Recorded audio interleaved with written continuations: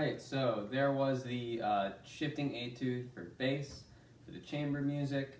I had my metronome set at 80, and notice if you're setting your metronome at 60 to start or 80 to start, make sure each click is its own note. Normally when you'd have 80, you'd play twice that speed if you had the click. Normally you'd read, but that's too fast. I mean, if you're playing that quickly, it's really hard to tell if your shifting's accurate or not. Was I in tune? Who knows? So you want to make sure you're right at 80 and you're giving each click its own note on the page. And I would start slower. I would start at quarter note equals 60 and go from there. I mean, 60, making sure if you can get it accurately right here.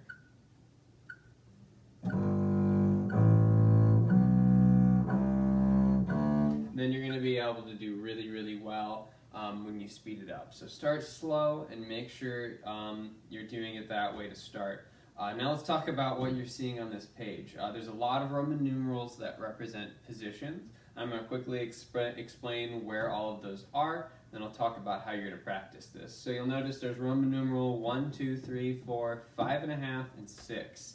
What those are referring to is anytime you see Roman numeral 1, it's first position. If I'm on the G string, that would mean first finger's on A, fourth finger's on B. See Roman numeral 2, you're going to go up a half step from there. That would mean your second finger's now on B natural, and your fourth finger's on C natural. You see Roman numeral 3, that's going to mean that your first finger's now up to C natural, and your fourth finger, your pinky's on high D. That could also mean, if you're on the D string, that your first finger's on G and your fourth finger's on A. So that's all third position, we know that. And then when it says IV, fourth position, that means your first finger is on high D and your fourth finger's on E.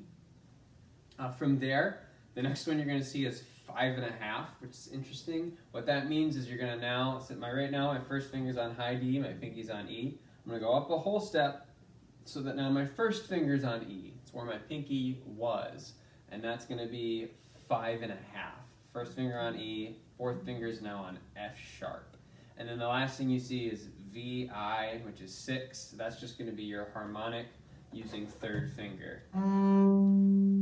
So one more time, we have first finger on A for first position for A and B. Then second position's up and a half step for B and C. Third position's up a whole step from there with your pinky on high D. Then you go up another whole step where your first finger's on high D, and that's fourth position now. And then your first finger goes up to E, and you're in 5.5. And then 6, which is just your harmonic.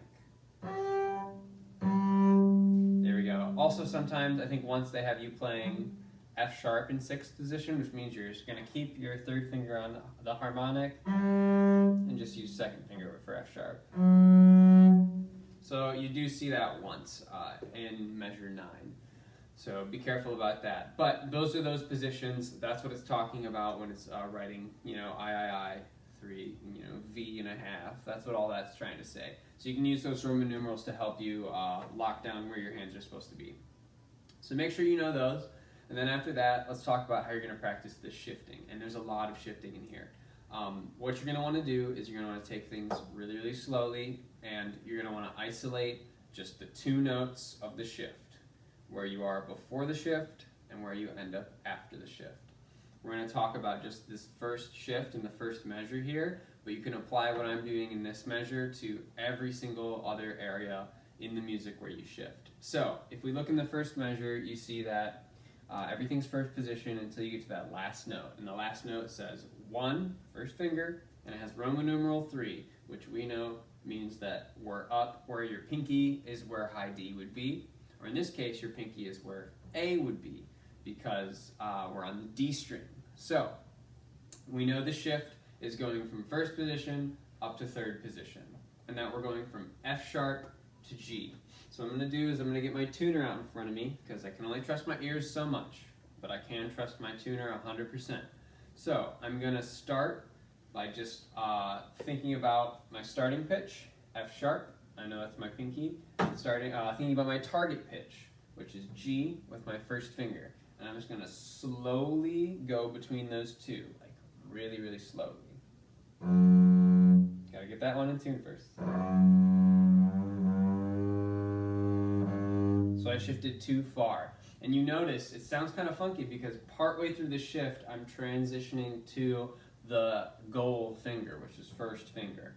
Remember, our target is G with first finger, and we're coming from F sharp with fourth finger. So let me try that one more time, but I'm not going to go quite as far. That's a lot closer. I'm going to do that one more time.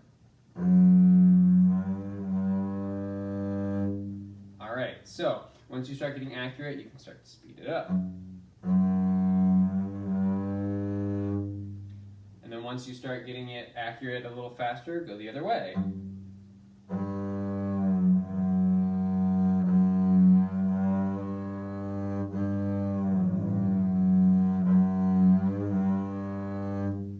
So I'm transitioning my finger in the middle of the shift, and I'm going really slowly, making sure I'm really accurate. And then once you've done that and you've got it up to speed,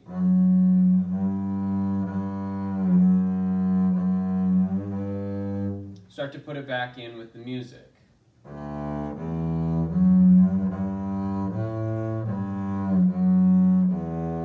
And you can still hear a little bit of a slide there, but that's okay because that tells me that you're listening for the right pitches. So go really slowly. You're going to transition from the beginning note to the target note, the beginning note to the target finger, making sure that it's really, really accurate and going slowly. And you should do this with all of the shifts. And it'll take time, but as you do it more, it'll get faster and faster, and you'll start getting better at this process. And then once you've practiced, that shift from first to third position, everywhere else that happens in the piece happens in measure 1, happens in measure 5, happens in measure 10, and measure 11, and measure 12. It happens all over the place. And once you get it once, it'll apply to everything else.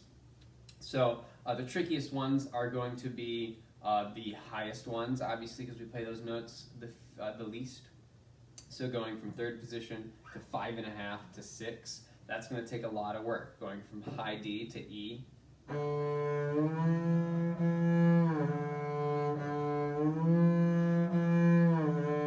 I'm going way too far. Closer. Then you put it back in context. Sorry.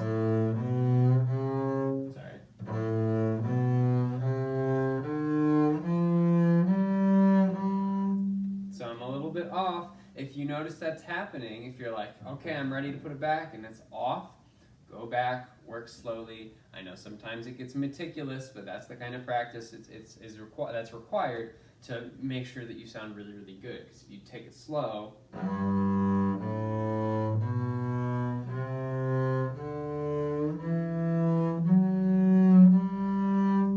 so much better. So make sure you're really isolating just the 2 notes of the shift, sliding through, practicing slowly. And you can watch through that beginning part of the video if you want to see me shifting in time and see what it looks like. If you're confused about the positions, you can watch my hand for where those positions are. But comment if you have any questions on the video, on Google Classroom, send me a reminder, whatever works. But good luck with practicing. It's all about taking it slow, making sure you're accurate, and having a tuner. So good luck.